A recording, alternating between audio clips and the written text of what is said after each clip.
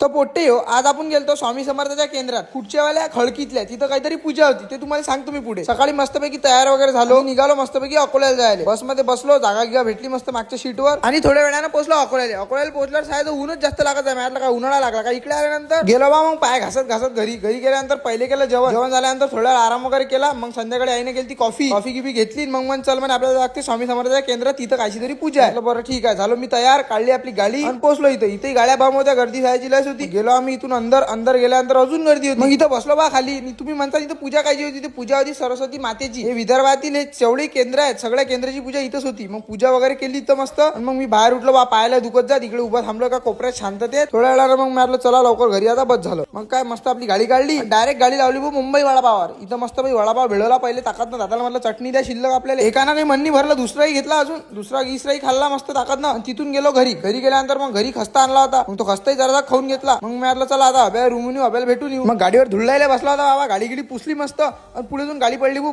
खोलून पाहिलं तर गाडीत पेट्रोल काहीच नव्हतं. म्हटलं भाऊ आता लोटायचंच काम पडते आपल्याला. तेवढाच दादा भेटले भाऊ देवासारखे. येणं मला टो दिला जरासा, पोहोचलो बा पंप. इथं पेट्रोल गिट्रोल टाकून निघाला. मग मी अभिजा रूमवर जायला. अभिजा रूमवर पोहोचलो, बाहेर बोलावलं, भेटगीट दिली. मग तो म्हणे अंदर चल पनीरची भाजी केली. म्हटलं चल मग फुकटचं काही चालते आपल्याला. पनीरची भाजी वगैरे खाल्ली. मग आलो अंदर कॅन्टीनवर, इथं चहा वगैरे घेतला आणि रात्री गेलो घरी. आणि घरी येऊन डायरेक्ट झोपलो. चला बोट्टे ब्लॉग आवडला फॉलो करजा आणि व्हिडिओ शेअरही करजा. जय श्रीराम.